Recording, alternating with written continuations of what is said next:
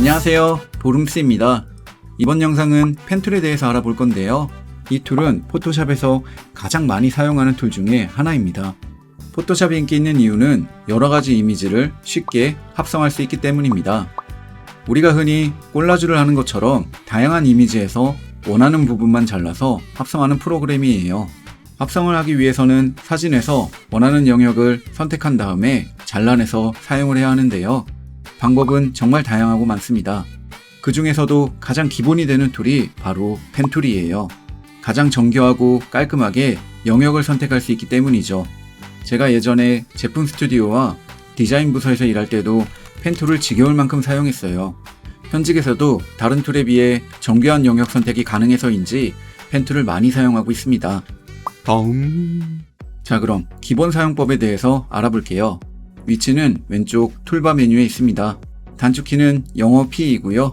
같은 단축키가 몇 가지 더 있어서 P를 눌렀을 때 선택이 안 된다면 Shift P를 눌러서 선택해 주시면 됩니다. 펜툴을 선택하고 작업창에 클릭을 한번 해봅니다. 그럼 파란색 점이 나오죠? 이 파란색 점의 명칭은 포인트입니다. 다른 지점에도 포인트를 찍어 볼게요. 그러면 새로운 포인트가 생기면서 선이 이어졌습니다. 이렇게 포인트와 포인트를 이어주는 선의 명칭은 패스입니다. 이 선을 이어서 다양한 영역을 선택하는 거예요. 단축키 Ctrl Z를 누르면 작업한 역순대로 되돌아갈 수 있습니다.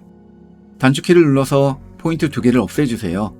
가장 먼저 네모 모양을 만들어서 영역을 선택해 볼게요. 먼저 포인트를 하나 찍어주시고요. Shift를 누른 상태로 클릭을 하면 일직선으로 선을 만들 수 있습니다. 포인트 4개를 생성해서 네모를 만들어 볼게요. 처음 만든 포인트를 마지막에 클릭해서 연결해주면 네모가 완성됩니다. 그럼 이 부분을 영역으로 바꿔볼게요. 방법은 굉장히 쉽습니다. 우클릭을 누르고 메이크 셀렉션을 누르면 새로운 창이 나오는데요. OK를 누르면 만들었던 네모 모양의 패스가 선택된 영역으로 바뀝니다. 이렇게 패스를 이용해서 영역을 선택할 수 있어요. 자, 그럼 실제 사진에선 어떻게 쓰이는지 예제를 보면서 설명해 볼게요. 예제 1번 파일을 불러와 주시고요. 가운데 세모 모양의 물건이 있어요. 펜툴로 영역을 설정해서 복사해주는 작업을 해보겠습니다. 펜툴을 선택하고요. 모양을 따라서 패스를 이어줍니다.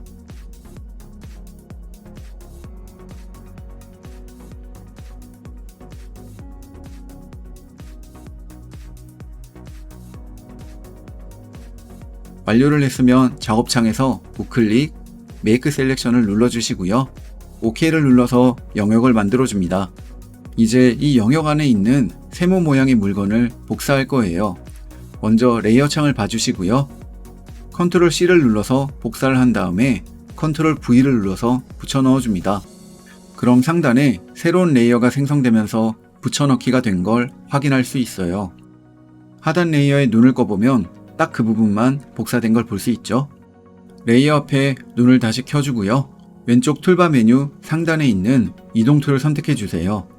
그리고 상단의 레이어를 선택한 상태에서 가운데 세모 모양의 물건을 이동해 줍니다. 그럼 정말 깔끔하게 합성이 된 걸 볼 수 있죠. 이렇게 정교하게 영역을 선택하고 잘라내거나 붙여낼 수 있는 게 펜툴이죠. 하지만 작업을 하고 나니까 우리가 만들었던 패스가 없어졌죠. 그 패스는 포토샵에서 따로 저장해 두는데요. 패스 창으로 이동해서 보시면 워크패스란 명칭으로 된 메뉴가 있습니다. 클릭을 하면 다시 패스가 불러와져요. 워크패스는 말 그대로 현재 작업 중인 패스가 저장되어 있기 때문에 작업을 하면 할수록 중첩되어 저장이 됩니다. 그래서 작업이 끝나면 따로 저장을 해서 백업을 해줘야 다음에 다시 불러와서 쓸 수가 있습니다. 방법은 이름 있는 부분을 더블 클릭해서 이름을 변경해주면 저장이 됩니다. 그 상태에서는 새로운 패스를 만들면 다시 워크패스가 생기면서 작업을 할 수 있습니다. 저장하면서 작업하는 건 정말 중요하니까요. 꼭 저장을 하시면서 작업을 하세요. 자, 지금까지의 작업은 직선의 패스만 이용해서 가능한 작업이었습니다. 그럼 이제 곡선을 만들어 볼 건데요. 방법은 아주 쉬워요. 직선과 똑같이 처음에 포인트를 찍어 주시고요. 그리고 두 번째 포인트를 클릭한 상태에서 드래그를 해주세요. 그럼 기존의 선이 곡선으로 변경이 되면서 새로운 선이 2개가 나오게 됩니다. 새롭게 등장한 2개의 선은 핸들이라고 해요. 패스의 각도를 조절해주는 손잡이라고 보시면 됩니다. 핸들을 조절할 때는 컨트롤을 누르고 핸들 끝에 있는 점을 클릭해서 조절하면 핸들이 움직여집니다. 각각의 각도를 변경하고 싶다면 Alt를 누르고 변경해주면 됩니다. 자, 이런 식으로 곡선을 만들면서 다양한 사진의 영역을 선택할 수 있어요. 자, 그럼 곡선으로 된 모양을 쉽게 패스로 딸 수 있는 방법을 알려드릴게요. 예제 2번 파일을 불러와 주세요. 하트 모양의 사진이고요. 먼저 하트 맨 아랫 부분에 점을 찍어주세요. 방향은 왼쪽으로 진행할 건데요.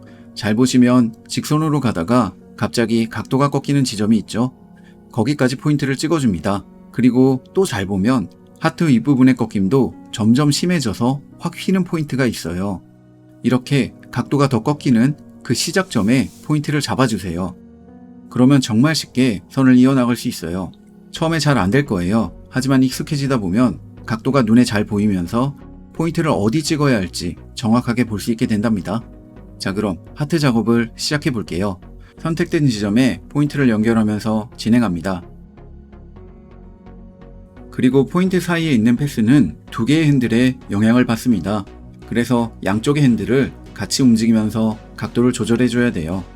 각도가 다른 부분은 핸들을 수정해 가면서 작업해 주시면 됩니다. 그리고 하트 윗부분의 중앙은 커브가 강하게 들어갔죠. 우측 핸들을 미리 많이 꺾어서 다음 패스 작업을 편하게 만들어 주세요. 그 후에 반대쪽도 똑같이 진행하면 됩니다. 포인트의 위치를 수정하고 싶을 때는 컨트롤을 누르고 포인트를 클릭해서 이동해주면 됩니다. 각도가 꺾이는 시작점에 포인트가 있어야 제대로 된 곡선을 그릴 수 있어요.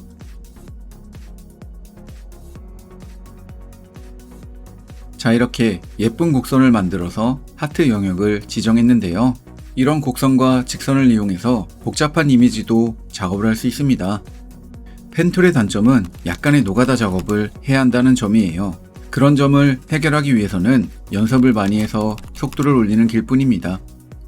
많은 연습 방법 중에 굉장히 좋은 방법 하나가 있는데요. 펜툴을 연습할 수 있는 사이트가 있습니다. 정해진 포인트 안에서 패스를 이어야 하고요. 곡선도 정확히 맞춰야 하기 때문에 처음엔 힘들어도 하다 보면 실력이 굉장히 많이 늘 거예요. 링크는 하단 설명란에 적어둘게요. 자, 그러면 백문불여일견이란 말이 있듯이 실전에서 어떻게 작업을 하는지 보여드리겠습니다. 예제 3번 파일이고요. 선을 따라서 쭉 패스를 이어볼게요. 이런 복잡한 모양을 수정할 때 중요하게 보셔야 할 점은 좀 전에 말했던 각이 꺾이는 부분에 포인트를 주는 것과 포인트를 찍어둔 핸들이 나오면 진행 방향 쪽의 핸들을 Alt를 눌러서 미리 각도를 정해주는 게 굉장히 중요해요. 그리고 마지막으로 펜툴을 딸 때는 대상의 경계 부분보다 약간 안쪽으로 따주는 게 좋습니다. 그래야 작업을 끝냈을 때 대상의 테두리가 깔끔하게 따지기 때문입니다. 자, 그럼 쭉 이어서 작업을 해볼게요.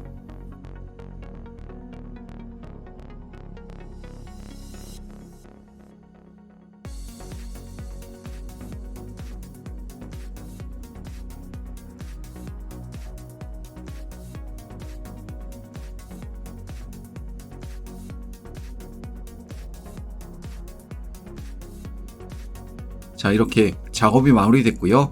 혹시 제가 말한 내용 말고도 펜툴에 관한 꿀팁이 있다면 댓글로 남겨주세요. 오늘의 영상은 여기까지고요. 영상이 티끌만큼이라도 도움이 됐다면 구독까진 아니더라도 좋아요는 꼭 눌러주세요.